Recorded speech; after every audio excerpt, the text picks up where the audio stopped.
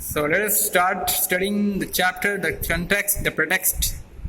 Think about thing that you have and cherish. Think about a thing that you have and cherish. Now think about something you do not have and want to have. सोचो ऐसे चीज़ के बारे में जो तुम्हारे पास नहीं है लेकिन तुम चाहते हो कि तुम्हारे पास हो. Which do you value more? किसे तुम ज़्यादा महत्व दोगे? हाँ?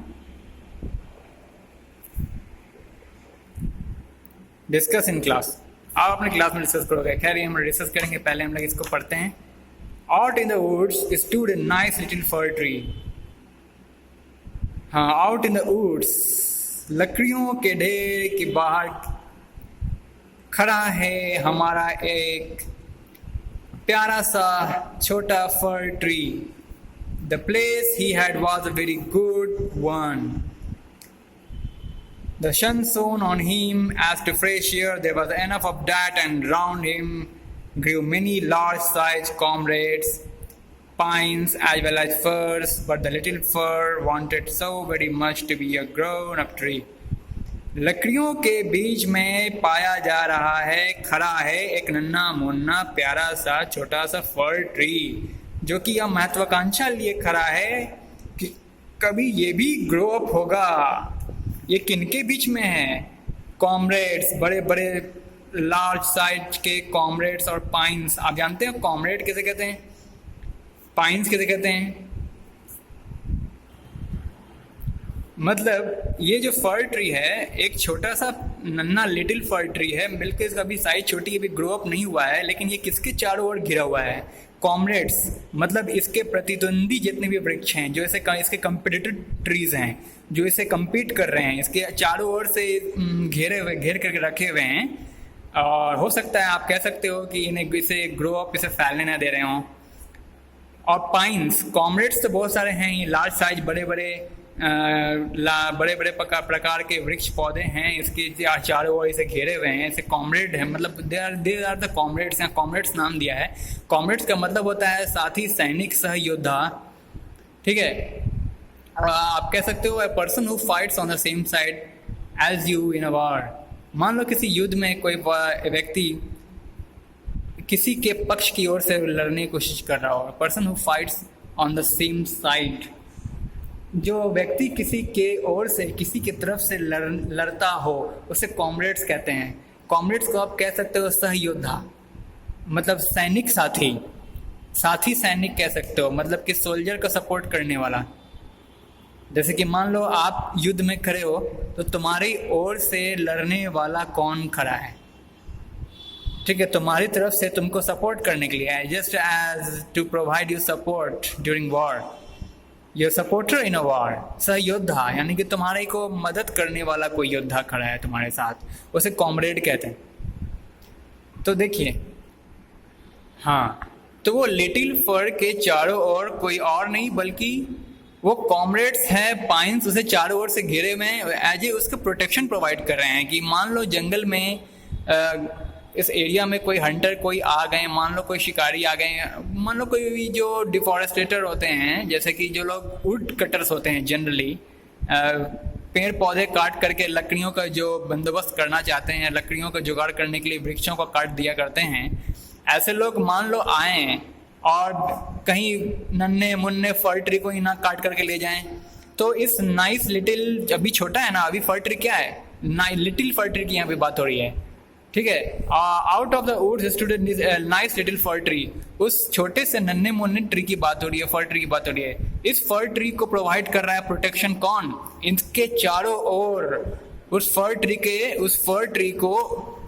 ट्री को चारों ओर से कोई घेर के रखे हुए है बहुत सारा कॉमरेड्स, बहुत सारा पाइन्स, जो कि खुद ब खुद एक फर ही है, लेकिन वो जायंटिज्म है, मतलब बड़ा रूप धारण कर लिया है.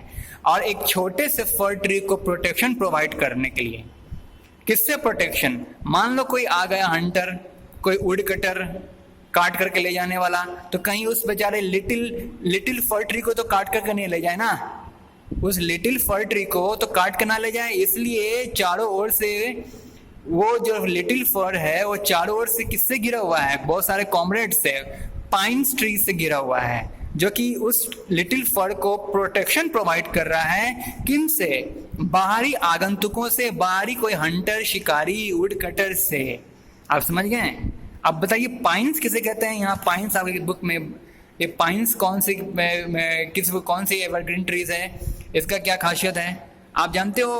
फर्नीचर बनाने में जिन लकड़ियों का उपयोग किया जाता है वो पाइन्स नाम के एवरग्रीन ट्री से ही प्राप्त किया जाता है।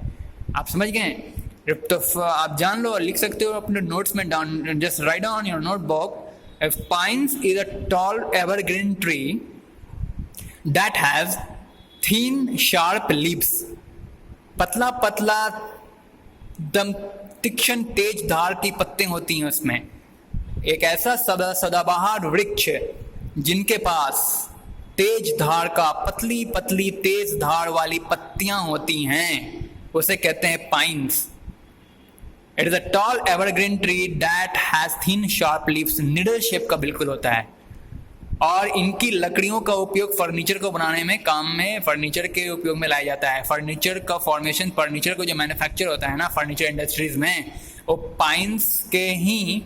पाइन्स एवरग्रीन ट्रीज से प्राप्त किए हुए लकड़ियों के मदद से ही की जाती है।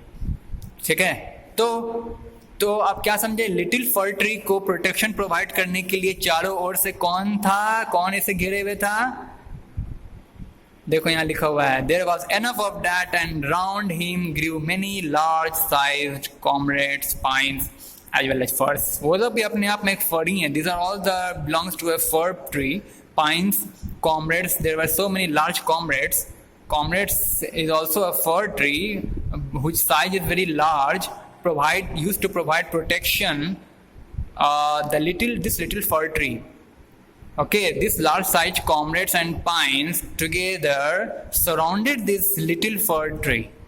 Okay, now come to proceed. You may, but the little fir wanted so very much to be a grown up tree. अब ये लिटिल फर जो सोच रहा था कि कब तक हम छोटे बन के रहेंगे, कब तक हमको प्रोटेक्शन, ये लोग हमारे चारों ओर से जो घेरे हुए हैं, ये हम फर्स, मेरे बड़े बड़े साइज के जो फर ट्री हैं और बड़े बड़े पाइन्स हैं, ये मुझे चारों ओर से घिरे हुए हैं, ये कब तक मेरे को प्रोटेक्शन प्रोवाइड करेंगे, कब तक मेरे को सुरक्षा प्रोवाइड करते रहेंगे? मेरे को भी तो ग्रो होना चाहिए, मुझे भी तो बड़ा होना चाहिए, मैं खुद से अपना देख रेख कर दूंगा ना। तो वो भी बेचारा ग्रो अप करना चाह रहा था। कौन? ये little fir wanted so very much to be a grown up tree. वो भी एक बड़ा विशाल रूप धारण करने की इच्छा रखे हुए था। कौन? ये लिटिल फर ट्री। इसी लिटिल फर ट्री के बारे में बात हो रही है। आपके ऑथर साहब, राइटर साहब इसी लिटिल फर ट्री के बारे में कुछ यहाँ कहना चाह रहे हैं। आगे देखते हैं। His prayers were soon answered, और इसकी प्रेयर्स, उसकी प्रार्थना बहुत ही जल्द स्वीकार की जा चुकी। और एक प्रति उत्तर के रूप में क्या मिलता है? and he grew into a tall and magnificent tree। और कुछ ही समय बाद उसकी प्रार्थना स्वीकारी गई और वह एक बड़ा रूप, सुंदर बड़ा रूप धारण कर लेता है। यानी कि ग्री हो जाता है, बड़ा रूप, सुंदर रूप धारण कर लिया होता है। इन ऑटम यानी कि पतझड़ के मौसम में the wood cutter always came, हमेशा अक्सर आया करते थे। पतझड़ के मौसम में यानी कि बसंत ऋतु में वुड कटर, लकड़ी काटने वाले, लकड़हारे लोग, लकड़ी काटने वाले अक्सर आया करते थे। एंड फेल्ड का मतलब होता है वृक्ष को काट कर ले जाना, to cut down a tree. And felled some of the largest tree, जितने भी बड़े बड़े वृक्ष हैं उनको काट करके ले जाया करते थे। दिस हैपन एवरीवेयर, और हर साल ऐसा वो लोग किया करते थे। And the young for tree that had now grown tremble at the site, और द यंग, जो बेचारा वो जवान फर ट्री था जिसके बारे में अभी लिटिल फर ट्री के बारे में बात हो रही थी, वो जवान हो चुका है। ठीक है, अब ये जवान हो गया है। यंग फर ट्री क्या बेचारा घबरा है, डरे सहमे रहता था कहीं मेरे को काट के तो नहीं ले जाए, वो बेचारा डरे सहमे रहता था। Young for tree that had now grown, जो कि ग्रोन हो चुका था, यानी कि वो लिटिल से यंग हो चुका था, एक बच्चे से जवान हो चुका था, यानी कि नौजवानी अवस्था में, युवा अवस्था में, बाल्य अवस्था को छोड़ करके युवा अवस्था में वो पहुंच चुका था। ठीक है, that had now grown tremble at the sight। tremble means, tremble at the sight मतलब डर के मारे झुकना। tremble का मतलब होता है डर के मारे शुक, because of fear। तो उन लोगों के आने के कारण वो यंग फर ट्री वो डर के मारे झुक जाया करता था। The cut trees were laid in cart and the horses dragged them out of the wood. और जितने भी उन वुड कटरों के द्वारा जो ट्रीज काटे जा चुके थे, वो सारे के सारे कार्ट्स एंड द हॉर्सेस में, यानी कि जो घोड़ा गाड़ी होता था उस पर रख दिया करते थे। वे लोग घोड़े गाड़ी में सारे ट्रीज को काट करके घोड़े गाड़ी पर रख करके और घसीटते हुए लेके चल जाया करते थे। आगे कहाँ ले जाया करते थे हम लोग अगली वीडियो में देखेंगे। फ्रॉम हियर आप लोग यहाँ टिक कर लो उड़ तक।